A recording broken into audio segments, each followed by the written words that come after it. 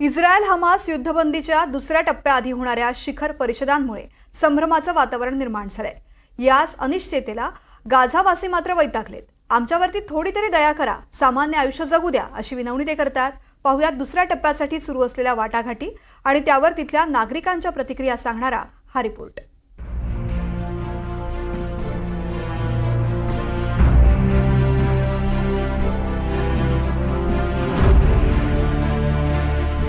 एक मार्चला Israel Hamas यांच्यात युद्धविरामाचा 42 दिवसांचा पहिला टप्पा संपलाय। खरं तर या पहिल्या टप्प्यातच अशा काही घडामोडी घडल्या की ज्यामुळे पहिल्या टप्प्यानंतर पुढचे दोन्ही टप्पे पूर्ण होतील आणि गेल्या 15 महिन्यांपासून धुमसणारे दोन्ही देश शांत होतील यावर शंका निर्माण होते। एकीकडे दुसऱ्या टप्प्यासाठी दोन्ही देश आणि मध्यस्थी करणाऱ्या देशांच्या प्रतिनिधी मंडळांच्या कोरोमध्ये बैठकांवर बैठका सुरू आहेत, तर दुसरीकडे इस्रायलकडून पहिल्या टप्प्यातील काही अटी मोडल्या जात आहेत। पहिल्या टप्प्याच्या युद्धविरामात इस्रायलला दक्षिण गाझामधील फिलाडेल्फी कॉरिडॉरमधून आपले सैनिक मागे घ्यायचे होते। हा भाग जवळपास 14 किलोमीटरचा आहे। मात्र इस्रायलनं सैन्य हटवण्यास नकार दिल्यानं तणाव वाढलाय। त्याच पार्श्वभूमीवर इजिप्तची राजधानी कैरोमध्ये मंगळवारी बैठक झाली। यात गाझाच्या पुनर्निर्माणावर चर्चाही झाली, ज्यात Saudi Arabia, UAE, Egypt, Qatar आणि जॉर्डनचे नेते सहभागी झाले। इजिप्तच्या नेतृत्वाखाली अरब नेत्यांनी गाझा संदर्भात एक मास्टर प्लॅन तयार करत गाझाला पर्यटन स्थळ बनवण्याची अमेरिकेच्या अध्यक्षांची योजना नाकारली आहे। उलट डोनाल्ड ट्रम्प यांच्या योजनेचा निषेध करत गाझाच्या पुनर्बांधणीपासून ते गाझावर कोणाचं नियंत्रण राहणार याची रणनीती आखली आहे, ज्यानुसार 20 लाख पॅलेस्टिनी नागरिकांना या भागात राहण्याची परवानगी मिळणार आहे। त्यामुळे इस्रायल हमास युद्धबंदीचा दुसरा टप्पा सुरू होणार की नाही असा प्रश्न निर्माण झालाय। त्यामुळे गाझावासी या रोज होणाऱ्या निष्फळ बैठकांना कंटाळलेत। सगळ्यांनी एकत्र येऊन लवकरात लवकर शांतता नांदावी इतकीच त्यांची इच्छा आहे।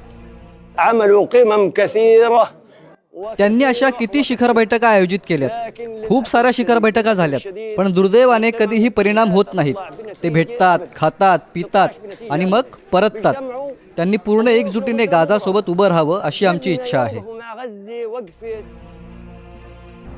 ज्यांची घरं युद्धात जमीनदोस्त झाली, जे विस्थापितांसारखं आयुष्य गेल्या 1.5 वर्षांपासून जगतायत, त्यांना आता सतत युद्धाच्या छायेत जगण्याचा तिटकारा आलाय।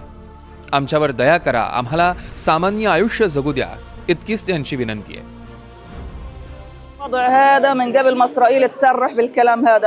इस्रायलने गाझामधील मदत कमी करण्याआधी थोडा विचार करावा। या युद्धात 13 महिन्यांपासून आम्ही त्याच परिस्थितीत जगत आहोत। लाईट, पाणी, मदत, अन्न यांपासून वंचित आहोत। बॉम्बचा वर्षाव, विध्वंस आणि घरांची नासधूस यातून कसे बसे वाचलोत। इस्रायलने आमच्यासाठी काय केलं यापेक्षा आमचं काय झालंय याचा विचार करायला हरकत आहे का? देवा, आमच्याकडे जरा पहा आणि आमच्यावर दया करा। कोणतेही अरब देश किंवा परकीय देश कोणीही आमच्याकडे पाहत नाहीत। युद्धामुळे 23 लाख लोकसंख्या असलेलं गाझा 90% विस्थापित झालं होतं। मात्र आता युद्धबंदी झाल्यानंतर हे गाझावासी परत घराकडे परतले असले तरी त्यांना अनेक आव्हानांचा सामना करावा लागतोय। आजही त्यांच्याकडे तंबूमध्ये राहण्याशिवाय पर्याय नाही। इथल्या संघर्षामुळे अन्न, पाणी, निवारा, औषध यांची तीव्र टंचाई निर्माण झाली आहे। त्यातच थंडी, अवेळी येणारा पाऊस, वारा यापासून कुटुंबाचा बचाव करताना लोक हतबल झाले। पण युद्धबंदीमधून त्यांना आशेचा किरण दिसत असताना आंतरराष्ट्रीय स्तरावर होणाऱ्या काही विधानांमुळे अनिश्चितता कायम आहे। त्यामुळेच काही लोक अरब देशांवर रोष व्यक्त करतात। आम्ही अरब देशांवर अजिबात विसंबून नाही।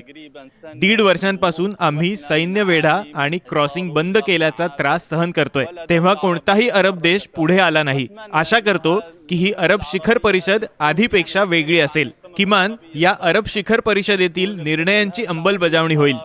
आम्हाला शाब्दिक चर्चा नको, निर्णयाची अंमलबजावणी व्हायलाच हवी।